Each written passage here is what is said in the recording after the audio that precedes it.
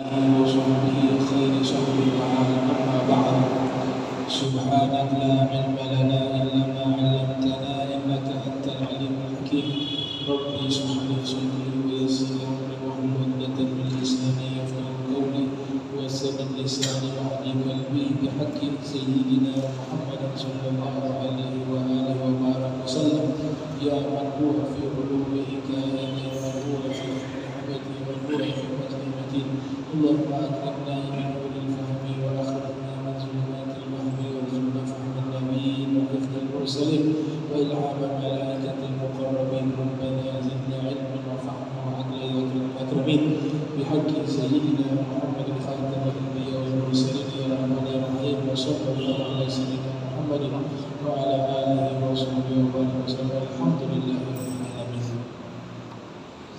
Yang saya muliakan dan saya hormati Imam Masjid Al-Qurtubi Amin Jalban Mata'anallahu subhanahu wa ta'ala Fituri hayati wa umri wa nafa'ana bihi wa bi'ulumihi wa amadana min asfarihi wa a'adana min barakatihi finnarain amin ya rabbal alamin wa jami'ul hadirin wal hadirat rahimahumullah. Qala al-musannif rahimahullah wa radiyallahu anhu wa nafa'ana bihi wa bi'ulumihi wa amadana bi asrarihi wa a'adana min barakatihi finnarain. Faslun ta'riful istiqamah wa annaha 'ainul karamah. Kita masih membahas bab tentang al-istiqamah. Sebelum kita masuk ke dalam pembahasan bab al-istiqamah, saya ingin menyambung daripada kisah yang disampaikan di pertemuan lalu, yang dimana sikap dari para ulama terdahulu ketika diberikan jabatan, justru mereka merasakan itu sebagai suatu tanggung jawab yang sangat besar, sehingga ada di antara mereka rela masuk ke dalam penjara, dan ada di antara mereka yang berlari meninggalkan tempat tinggalnya. Kisah yang lalu saya sebutkan ada Imam Abu Hanifah dan Imam Sufyan Ats-Tsauri. Kisah lengkapnya itu ternyata diriwayatkan di dalam satu kitab yang ditulis oleh Al-Imam Abul Qasim An-Naisaburi berjudul Uqala'ul Majani. Pada waktu itu Khalifah Daulah Abbasiyah bernama Abu Ja'far Mansur. Beliau dia ingin melantik, mengangkat seorang qadhi, seorang hakim agung pada waktu itu. Ada 4 nama yang masuk ke dalam calon tersebut. Yang pertama Imam Abu Hanifah, yang kedua Al-Imam Miqsam, yang ketiga Al-Imam Syuaib, yang keempat Al-Imam Sufyan Ats-Tsauri. Yang luar biasa 4 orang ini keberatan mendapatkan jabatan tersebut. Maka Imam Sufyan Ats-Tsauri memilih untuk meninggalkan tempat tinggalnya, pergi ke Yaman, takut dilantik menjadi hakim. Karena ada beberapa hadis Nabi nyatakan al-qadiyani finnar wal qadhi fil jannah. 2 hakim masuk neraka, 1 hakim masuk surga. Itu perbandingan. Penjelasannya sudah disampaikan di pertemuan lalu. Kemudian ada juga riwayat menyatakan man ju'ila qadiyan faqad dhubiha bi ghairi sikin. Orang yang dilantik menjadi qadhi, menjadi hakim, itu bagaikan dia disembelih tanpa pisau. Berarti ini jabatan sebagai hakim itu satu jabatan yang sangat besar tanggung jawabnya. Tapi bukan berarti ini bentuk larangan, tidak. Tapi ini bentuk nasihat agar ketika seseorang secara khusus menjadi hakim, dia harus berhati-hati dengan jabatan tersebut. Dan ini juga berlaku kepada jabatan-jabatan yang lain. Semuanya punya tanggung jawab.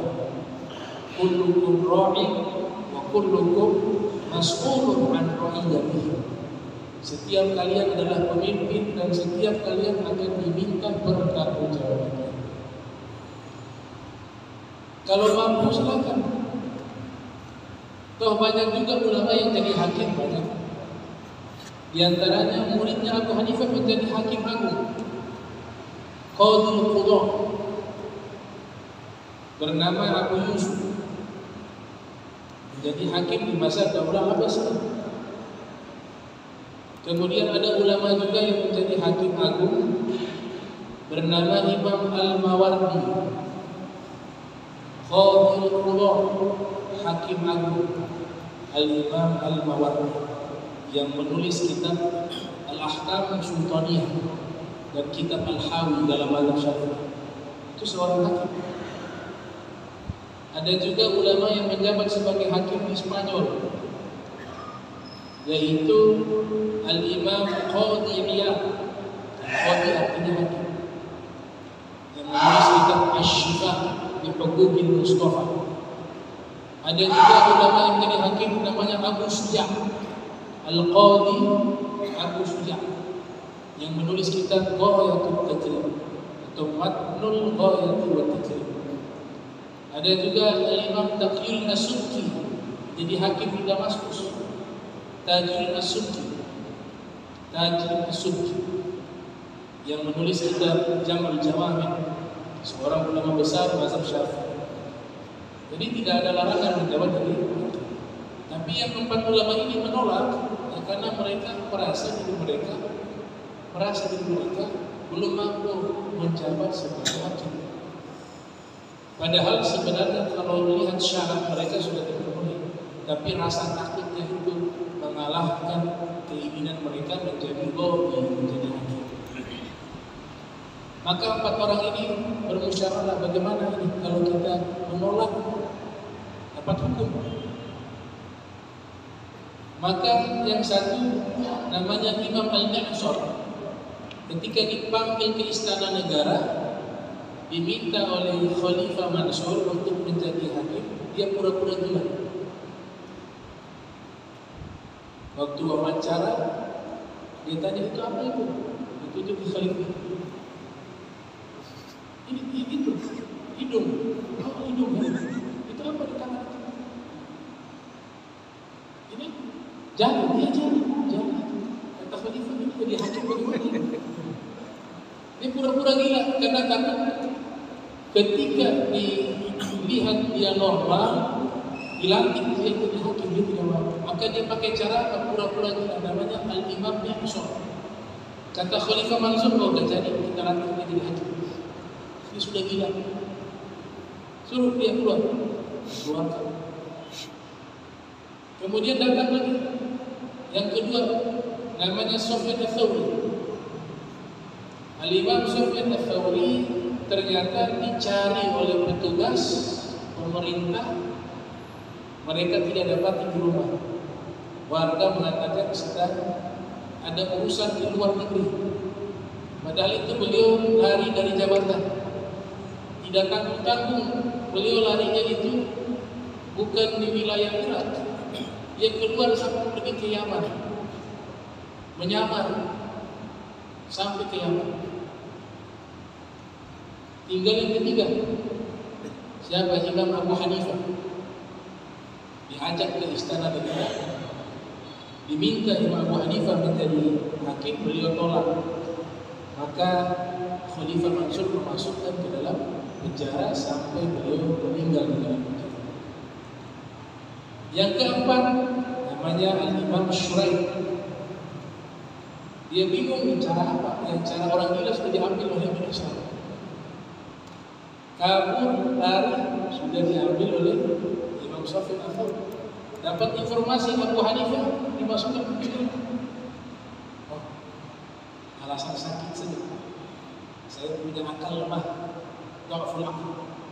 Datang ketemu Khalifah Mansur. Wahai Imam Syuraih, saya perintahkan engkau menjadi hakim, menjadi qadhi. Maka Imam Syuraih mengatakan, wahai Khalifah, mohon maaf, saya ada penyakit namanya lemah akal, dhaful aql. Jadi saya tidak mampu menjabat sebagai hakim. Kata Khalifah Mansur, kami punya obatnya. Obat yang menyembuhkan lemah akal. Wahai pengawal, keluarkan obat tersebut. Kasih ada zintabita al-habbatus sauda. Nabi katakan al-habbatus sauda syifa'un min kulli da' illa haram. Jintan hitam adalah obat dari segala penyakit kecuali tua. Kalau tua berarti obat. Wal maut, dan juga kematian. Ternyata dikasih obat, udah tidak ada alasan lagi. Ini mujarab begini, biasa orang yang akalnya lemah minum ini ramuan sembuh. Terpaksa minum jadi. Akhirnya Al-Qadhi Imam Syuraih menjadi hakim. Nah itu kisah bagaimana uniknya para ulama terdahulu. Mereka takut memikul beban yang sangat besar jawabnya. Di antaranya adalah jabatan. Tapi ulama lain mengambil dan mereka laksanakan jabatannya dengan baik. Seperti tadi yang saya sebutkan nama-nama ulama tersebut. Nah ini juga yang disalahpahami oleh orang-orang musyrik. Kami baca di kitab Fiqh Sirah An-Nabawiyah karya Dr. Sa'id Raudan Al-Quti.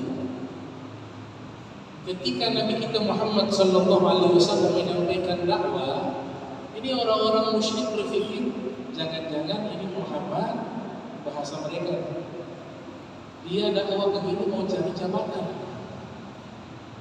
Jangan-jangan dia mau diangkat menjadi raja. Maka berunding orang-orang kaya dari golongan kaum musyrikin. Mereka kumpulkan semua harta mereka.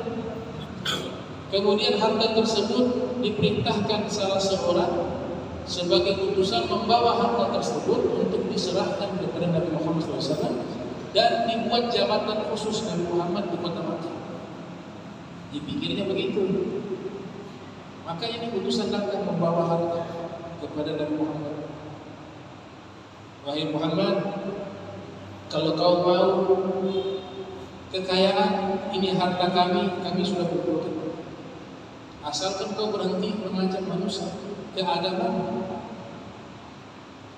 Kalau masih kurang nanti kami tambah. Wahai Muhammad, kalau kau ingin perempuan-perempuan yang cantik, kami punya anak-anak perempuan. Kau pilih yang mana untuk kau nikahi sini. Kalau kau mau kerajaan, kami akan buat kerajaan untukmu dan engkau sebagai raja. Apa jawaban Nabi Muhammad? Majitu bimajitu atlubu minkum amwalakum wa la mulka alaikum wa la syarafa minkum. Saya bawa ajaran ini bukan cari harta.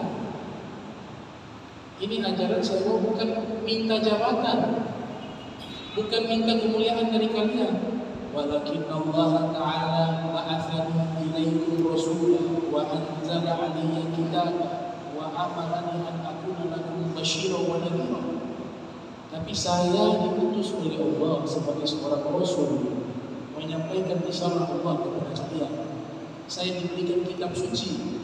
Saya diperintahkan menyampaikan kabar gembira kepada kalian yang taat dengan surganya Allah. Dan saya diperintahkan oleh Allah menyampaikan ancaman dengan neraka bagi orang-orang yang kufur dan mengingkari ajaran yang saya bawa. Bukan kerajaan, bukan harta, bukan jabatan yang saya cari, kata Nabi Muhammad SAW. Kemudian Nabi tegaskan, kalau kalian terima apa yang saya sampaikan kepada kalian, risalah yang saya sampaikan Yang untung kalian, bukan saya. Tapi kalau kalian menolak apa yang saya sampaikan, maka saya serahkan urusan ini kepada Allah. Nanti Allah yang menetapkan hukum di antara kedua kalian.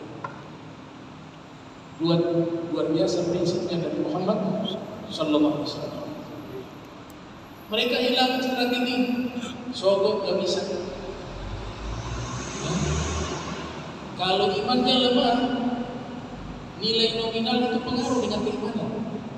Disogok 1 juta, ditolak, haram. Nanti berapa hari datang lagi naik 10 juta, ini 10 juta, haram. Naik lagi 100 juta, haramnya sudah pelan. Naik lagi 1 miliar, nah mulai berguncang di punya iman. Dia mengatakan tunggu saya istikharah dulu. Istikharah. Tergantung nominal, tapi kalau orang yang beriman, nominal itu tidak ada pengaruh bagi dia. Sebagaimana Nabi kita Muhammad SAW, beliau contohkan itu, punya sikap, ini halal, ini haram, ini salah, ini benar. Yufarriqu bainal haqq wal batil. Jelas memisahkan mana yang hak, mana yang batil. Ini milik saya halal, ini bukan milik saya haram. Begitu sikapnya Nabi kita Muhammad sallallahu alaihi wasallam. Karena Nabi paham betul semua yang kita lakukan ada perhitungan di hadapan Allah Subhanahu wa taala. Hasibu anfusakum qabla an tuhasab. Hitunglah diri kalian sebelum Allah yang menghitung kalian di yaumil qiyamah. Nah, ini musuh-musuh Nabi yang ada di Makkah, rata-rata usianya lebih tua dari Nabi. Ada namanya Al-Walid bin Mughirah, ada yang namanya Al-As bin Wa'il, ada yang namanya Al-Harith, ada yang namanya Al-Aswad ibn Abi Abuth, ada yang namanya Abu Jahal, dan seterusnya. Itu usianya lebih tua dari Nabi. Satu kali Nabi duduk bersama malaikat Jibril. Jadi Rasulullah punya teman nongkrong malaikat Jibril. Dan Allah selalu bersama Nabi 24 jam. La tahzan innallaha ma'ana. Jangan sedih engkau ini Muhammad. Sesungguhnya Allah selalu bersama kami. Berbicara kepada teman yang ada di dalam doa kita. Imma Sayyidina Abu Bakar Siddiq, imma Sayyidina Ali bin Abi Thalib. La tahzan innallaha ma'ana. Wallahu ya'simuka minan nas. Allah menjaga kamu dari kejahatan manusia. Jibril di samping Nabi duduk bersama malaikat Jibril. Malaikat Jibril sayyidul malaikat, pemimpin seluruh malaikat. Al-Walid bin Mughirah lewat di hadapan Nabi Muhammad sallallahu alaihi wasallam. Malaikat Jibril bertanya, "Ya Rasulullah, orang ini bagaimana?" Nabi jujur, bilang baik, tidak baik. Nabi mengatakan, "Hadza rajulun musibun." Ini orang yang jahat, kata Nabi. Malaikat Jibril menghempaskan sayapnya kepada Al-Walid bin Mughirah. Dihempaskan sayapnya di kepala. Setelah itu malaikat Jibril mengatakan, "Ya Rasulullah, sudah beres." Sudah beres. Tidak lama kemudian ini Al-Walid bin Mughirah yang sangat memusuhi Nabi Muhammad SAW. Dia duduk di Ka'bah, di bawah Ka'bah, dia duduk di atas Ka'bah itu. Di zaman itu mereka letakkan panah-panah, busur panah di belakang.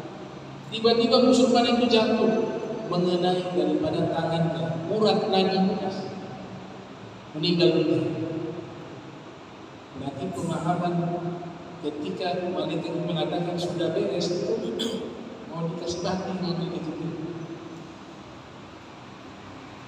Orang kedua lewat, hari berganti orang kedua. Namanya Al-As bin Wa'il. Ini orang yang mengatakan Nabi mandul, sehingga turun firman, turun surat Al-Kautsar. Inna a'tainaka al-kautsar fasholli li rabbika wanhar inna syani'aka huwal abtar. Ini sebab turunnya karena Al-As bin Wa'il, dia yang menuduh Nabi mandul. Lewat dia di hadapan Nabi Muhammad, malaikat itu bertanya lagi, ya Rasulullah, orang ini bagaimana? Rajulun muslim, dia sama laki-laki yang buruk, diusap, dihempaskan dengan sayap malaikat Jibril. Mereka kan yang kelihatan. Kata malaikat Jibril, ya Rasulullah sudah beres.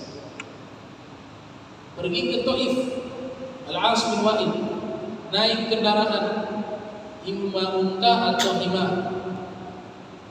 Di tengah-tengah perjalanan terjatuh Al-As bin Wa'il. Ketika terjatuh, di tanah itu ada duri menusuk dirinya. Akhirnya setelah itu dia sakit dan meninggal dunia. Duduk lagi Nabi dengan malaikat Jibril di Ka'bah, di depan Ka'bah. Lewat orang ketiga namanya Al-Harith. Ditanya oleh malaikat Jibril, ya Rasulullah, orang itu bagaimana? Rajulun muslim, sama dia lelaki yang jahat. Dihempaskan lagi dengan sayap Al-Harith. Sayap di kepala. Al-Harith pulang kembali ke rumah, sampai di rumah kepalanya bernanah, luka sampai membusuk kepalanya dan meninggal. Duduk lagi di hari berikutnya Nabi Muhammad dengan malaikat Jibril, lewat Al-Aswad Ibnu Abi Ya'qub. Malaikat Jibril bertanya lagi, orang ini bagaimana ya Rasulullah? Ada rajulun muslim, ini orang yang jahat. Dihempaskan sayapnya malaikat Jibril ke perutnya. Pulang ke rumah ini Al-Aswad bin Abi Ya'qub, dia rasa lapar dan haus. Minum tambah haus, minum tambah haus, makan bukan kenyang tambah lapar. Akhirnya pecah perutnya. Terakhir orang kelima lewat, namanya Al-Aswad juga. Lewat, ditanya oleh malaikat Jibril, orang ini bagaimana ya Rasulullah? Ada rajulun muslim, ini orang yang sangat jahat. Kemudian dihempaskan sayap di matanya orang tersebut. Malaikat Jibril menghempaskan sayapnya di matanya. Tiba-tiba matanya buta. Ketika matanya buta, mata itu membusuk dan dia mati. Artinya apa? Rasulullah SAW dijaga oleh malaikat. Orang yang dekat dengan Allah, dia tidak perlu bodyguard, dia tidak perlu pengawal. Dia sudah punya pengawal yang paling hebat, yaitu pengawalnya adalah Allah Subhanahu wa ta'ala. Hasbunallah wa ni'mal wakil, ni'mal maula wa ni'mal nasir. Sebaik-baiknya pelindung adalah Allah Subhanahu wa ta'ala. Cuma makomnya di situ beda orang. Kalau ragu-ragu udah bisa. Kalau gak taat, gak istiqomah, kaitan dengan istiqomah, gak istiqomah di dalam taat kepada Allah, maka Allah tidak bersamanya. Makna tidak bersama, tidak melindunginya. Kalau bersama senantiasa kita berada bersama ilmunya Allah. Tidak ada satu orang pun melainkan semuanya diketahui oleh Allah. Kehidupannya dari hal yang terkecil maupun hal yang terbesar, Allah mengetahui semuanya. Tapi makna Allah bersama itu, Allah memberikan pertolongannya, Allah memberikan perlindungannya, Allah memberikan keberkahan kepadanya. Itu makna ma'iyah. Salah satu caranya adalah dengan al-istiqomah. Salah satu rizki terbesar, Karena sebab istiqomah di dalam kebaikan, di dalam ketaatan itu adalah bisa melihat Nabi Muhammad SAW paling minimal di dalam tidurnya. Ada satu ulama bernama Syekh Ta'umar. Beliau menulis kitab berjudul Kaifiyatul Wusul. Kitab berjudul Kaifiyatul Wusul li ru'yati Sayyidina Rasul. Cara agar kita bisa bermimpi Nabi Muhammad SAW. Itu beliau buat sebuah kitab. Cara-caranya seperti apa? Tidak mudah. Tidak cukup amalan. Amalan itu ada memang, tapi itu tidak cukup. Ada perangkat-perangkat lainnya. Yang pertama al-ittiba. Kita ikuti semua apa yang beliau sunnahkan. Yang kedua mahabbah, yang paling penting cinta. Yang ketiga tasyawuq ilaih, rindu. Yang keempat didukung dengan amal-amal. Yang kelima menjauhi maksiat secara total. Matanya suci, hatinya suci, lisannya suci, akalnya suci. Jadi kalau ngaku-ngaku mimpi Nabi, itu kita ukur dengan ini. Sulit. Ada tidak ada? Man ra'ani fil manami fasayarani fil yawm. Fa inna syaitana la yatamathalu bihi. Siapa yang melihat aku di dalam mimpi, maka dia melihat aku haqqa fil riwayat. Benar-benar melihat aku. Fil riwayat nanti dia melihat dalam keadaan yaqdah, terjaga. Qala syuyukhuna, paling minimal dia melihat Nabi dalam keadaan terjaga menjelang wafatnya. Dia melihat ruhaniyahnya Nabi Muhammad SAW hadir menuntun dia. Indah dituntun oleh Nabi Talqin. Kalau Nabi sudah hadir sudah selamat. Nah insyaallah kalau panjang umur nanti kita baca kitab itu, mudah-mudahan kita amalkan. Allah beri rezeki kita bisa melihat Rasul sallallahu alaihi wasallam di dalam mimpi kita. Amin ya rabbal alamin. Nah, sekarang ta'rif al-istiqamah, definisi istiqamah. Ada kitab yang secara khusus membahas tentang definisi-definisi, pengertian-pengertian, penjelasan-penjelasan. Saya bangga menjadi orang Islam karena ulama-ulama kita dari sejak ribuan tahun yang lalu sampai saat ini semua masalah ditulis. Tidak ada yang tidak ditulis. Bicara tentang hewan ada ulama menulis tentang hewan. Bicara tentang kimia ada ulama menulis tentang kimia. Bicara kedokteran ada ulama menulis tentang kedokteran. Bicara astronomi ada ulama menulis tentang astronomi. Berbicara tentang biologi ada ulama menulis tentang biologi. Pakar dalam biologi. Astronomi juga ada, matematika juga ada, semuanya lengkap. Karena mereka dapat sumber ilmu ini dari manusia yang memiliki seluruh ilmu, yaitu Rasul Muhammad SAW. Jabir bin Hayyan, orang-orang Barat menyebut dengan Gilbert, the father of chemistry, bapaknya kimia, julukan Abu Kimia. Itu di dalam buku beliau tentang ilmu kimia, beliau adalah orang pertama yang menyusun ilmu kimia secara sistematis. Orang pertama, Jabir bin Hayyan. Dia katakan di mukadimah, di prolog buku tersebut, ilmu kimia yang saya susun ini, saya mengambil setitik air laut dari lautan ilmunya Nabi Muhammad. Ada Ibnu Sina menulis kitab Al-Qanun fi Din, pakar di dalam medis. Ada Zahrawi, pakar di dalam ilmu kedokteran. Ada Vernos, pakar dalam ilmu penerbangan. Orang pertama yang membuat parasut dan teori pesawat itu beliau.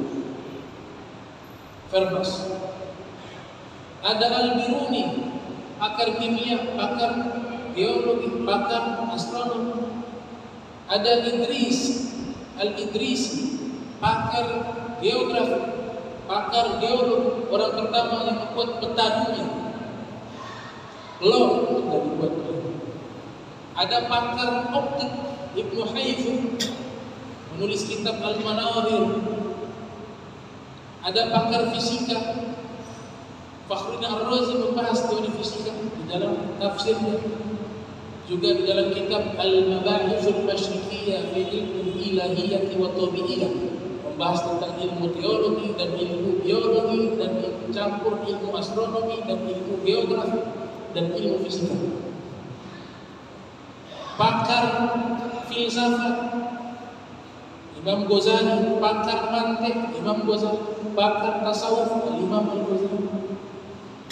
Orang pertama yang menemukan alat pompa jantung manusia, isyaratnya dalam kitab Al-Munqidh min ad-Dhalal. Yang menemukan angka 0, Al-Jabar, Al-Khawarizmi. Al-Jabar nama kitabnya. Matematika, ilmu zoologi, ilmu tentang hewan. Ad-Damiri nulis kitab Hayatul Haywan Al-Kubra. Ilmu tentang sejarah, kosmologi, sejarah alam semesta. Al-Buzawaini dalam kitabnya Ajaibul Makhluqat wa Gharaibul Mawjudat. Pakar rihlah atau geografi, menghitung jarak dan praktik, Ibnu Battuta, kitab Ar-Rihlah, keliling dunia. Beliau dengan jalan kaki, menggunakan kendaraan sampai ke Samudra Pasar, sampai ke Jepang, ditulis di dalam kitab Ar-Rihlah. Dan masih banyak ulama-ulama lainnya yang mereka pakar di dalam ilmu-ilmu yang ada berkembang sampai saat ini di dunia ini. Semuanya mereka mengambil setitik air laut dari lautan ilmu baginda Nabi Muhammad SAW. Jadi masih ada ilmu-ilmu yang Nabi tidak ajarkan. Kalau kita baca riwayat yang ditulis oleh Al-Imam Ibnu Athaillah As-Sakandari dalam kitabnya Lataiful Minan, ketika membahas biografi sang guru Abu Abbas Al-Mursi dan gurunya Abul Hasan As-Sazili, di situ ada riwayat Nabi katakan, "Allamani Allah Subhanahu wa ta'ala thalathata ulum." Allah ajarkan kepada saya 3 ilmu. Kata Nabi kita Muhammad SAW. Memang ini kalau diteliti tidak masuk dalam kitab-kitab hadis. Kutubus sittah tidak masuk juga. Sudah diteliti tidak ditemukan. Tapi ini periwayatan hadis dalam perspektif tasawuf. Saya selalu katakan ada pendekatan spiritual, ada pendekatan intelektual. Al-Habib Al-Haddad pendekatan intelektual, tapi kalau hadisnya sulit didapat, dia minta kepada Allah agar dipertemukan dengan Nabi Muhammad SAW. Idza ashkala aliyal hadits sa'altu Rasulullah mubashara. Kalau ada hadis yang menyulitkan diriku mendapati referensinya, rujukannya, saya langsung bertanya kepada Nabi Muhammad SAW. Apakah ini hadis dari kau ya Rasul? Imam Haddad 300 tahun yang lalu hidup, wafat 300 tahun yang lalu. Kita berbicara di zaman kita saja. Ini saksi matanya masih hidup. Kalau kita kenal Al-Habib Said Aqil Al-Munawwar, dulu mantan menteri. Salah satu gurunya adalah Musnidul Asr atau Musnidul Dunia Syekh Yasin Al-Fadani tahun 90-an. Beliau mengambil S3 doktor, membuat disertasi. Ternyata ada di dalam disertasinya satu hadis itu sulit beliau temukan referensinya. Pada waktu itu ada di kota suci. Kata beliau, kalau begitu coba saya tanyakan kepada guru saya Syekh Yasin Al-Fadani, apakah benar ini hadis dari Nabi ataukah bukan hadis dari Nabi sallallahu alaihi wasallam. Dia berangkat ke rumahnya Syekh Yasin Al-Fadani. Tunjukkan disertasi tersebut ada satu riwayat hadis yang beliau sulit temukan referensinya. Bertanya kepada sang guru Syekh Yasin Al-Fadani, "Wahai guru, ini apakah hadis Nabi?" Syekh Yasin melihat, beliau mengatakan, "Nanti besok kau kesini. Besok pagi-pagi kau balik lagi ke rumah. InsyaAllah sebentar malam saya mau bertanya kepada Nabi Muhammad Sallallahu Alaihi Wasallam, apakah ini hadis dari beliau atau bukan?" Maka Al-Habib Said Aqil Al-Munawar dia kembali pulang. Di malam hari itu Syekh Yasin, wallahu a'lam bagaimana caranya, sudah dapat jawaban langsung dari Rasulullah Muhammad Sallallahu Alaihi Wasallam. Paginya datang Habib Said Aqil Al-Munawar, kemudian Syekh Yasin mengatakan, "Ini saya sudah dapat jawabannya, ini hadis dari Nabi. Saya bertanya tadi malam kepada beliau. Kalau engkau mau cari hadis ini di mana referensinya, dikasih tahu referensinya. Kau baca kitab judulnya ini di halaman sekian di bab ini, di situ hadisnya." Maka beliau pergi ke perpustakaan untuk mengkonfirmasi pernyataan tersebut. Dicari kitab judulnya itu, dapat judulnya, diperiksa halamannya, babnya persis ada di dalam kitab tersebut. Dan itu ada ruwatnya, para periwayatnya yang bersambung sampai kepada Nabi Muhammad Sallallahu Alaihi Wasallam. Mungkin terjadi. Sahabat tak pernah terjadi, apalagi orang biasa. Itu kan yang bicara bilang gak ada, padahal kan gak ada, tidak tahu. Siapa katakan sahabat ketika Nabi sudah meninggal tidak pernah bertemu Nabi? Banyak riwayat. Ibnu Abbas misalnya, kalau baca kitab Fathul Bari, di situ dimuat riwayat di mana waktu itu beliau rindu kepada Rasulullah Muhammad Sallallahu Alaihi Wasallam. Akhirnya datang ke rumah istrinya Nabi bernama Sayyidah Maimunah. Ini Sayyidah Maimunah masih bibinya Ibnu Abbas, masih mahram. Makanya beliau datang ke rumahnya Sayyidah Maimunah. Bertemu Sayyidah Maimunah. Ibnu Abbas tahu Sayyidah Maimunah ini diwariskan oleh Nabi, jubahnya Nabi Muhammad Sallallahu Alaihi Wasallam. Maka Ibnu Abbas mengatakan, "Wahai bibi, saya rindu kepada Rasul. Bolehkah saya memakai jubahnya Rasul untuk menghilangkan kerinduan saya?" Maka sang bibi mengatakan, "Baik, saya akan berikan, tapi kamu wudu dulu. Setelah wudu kamu sholat 2 rakaat. Setelah itu baru kamu gunakan jubah. Saya ambil di kamar, saya sedang simpan jubahnya Rasul." Ibnu Abbas wudu, sholat 2 rakaat. Kemudian setelah itu selesai, diberikan jubahnya dari Muhammad, dipakai oleh Ibnu Abbas. Ketika dipakai oleh Ibnu Abbas, sambil bercermin untuk merapikan jubah tersebut, ketika beliau pakai, beliau sambil bercermin. Ketika beliau bercermin, yang beliau lihat di cermin tersebut wajahnya Nabi Muhammad. Di dalam kitab Al-Bidayah wa Nihayah, Al-Hafiz Ibnu Katsir meriwayatkan, yang lahir tahun 700 Hijriah, dalam satu peperangan sahabat-sahabat Nabi dengan musuh berperang di satu tempat. Ada satu sahabat ketika sedang berperang, dia tidak ikut berperang.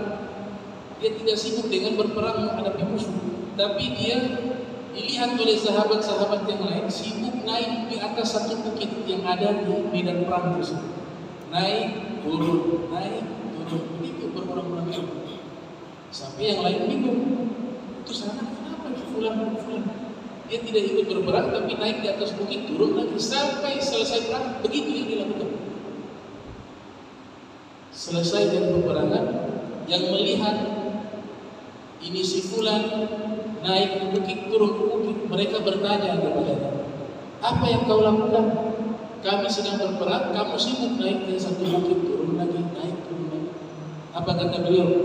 Ini Ibnu Katsir yang riwayatkan dalam kitab Al-Bidayah wa Nihayah. Kata beliau, tadi di atas bukit, di situ berdiri Nabi Muhammad Sallallahu Alaihi Wasallam. Nabi sudah wafat ceritanya. Saya naik ke atas untuk mencium tangannya, untuk memeluknya. Ketika saya turun, saya lihat beliau masih ada, saya naik lagi. Saya turun, beliau masih ada, saya naik lagi. Begitu sampai saya tidak sadar peperangan itu sudah usai dan selesai. Itu sahabat. Dikatakan demikian. Dan Nabi hadir untuk mendoakan kemenangan kepada sahabat-sahabat. Kita tidak pernah terpisah dengan Nabi. Nabi itu selalu ada, tapi kita yang menghijab Nabi, sehingga Nabi tidak bisa ada di hadapan kita. Wa'alamu anna fikum Rasulullah. Ini ayat maknanya umum. Ketahuilah bahwa sesungguhnya di tengah-tengah kalian ada Rasulullah Muhammad sallallahu alaihi wasallam. Itu sahabat. Ada kasus lainnya tuh. Makanya yang bilang sahabat saja tidak pernah ketemu Nabi, apalagi orang lain. Bukan tidak pernah ketemu Nabi, kamu tidak tahu. Bukan tidak ada. Sekarang yang tidak tahu, dia katakan tidak ada. Dan masih banyak, itu saya sebutkan hanya 2, masih banyak sahabat-sahabat yang ketemu Nabi SAW di saat setelah wafatnya Rasul, baik dalam mimpinya maupun dalam sadar. Kalau yang tadi peperangan, yang zotan dalam keadaan nyata.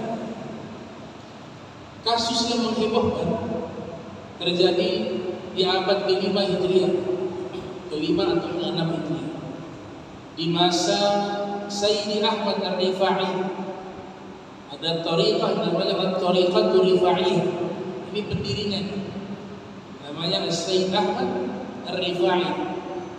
Ibn Simal mengatakan di antara tariqah yang unik adalah tariqah Rifaiyah, karena ada ritual dibus. Kebanyakan dari tariqah Rifaiyah, tusuk dada, mempan, bahkan dikatakan makan beli, masuk dalam api. Itu majelis taklimnya Sayyidi Ahmad Ar-Rifai dihadiri oleh ulama-ulama dari orang-orang khos dan am, orang-orang khusus dan umum, dari aulia dan orang biasa.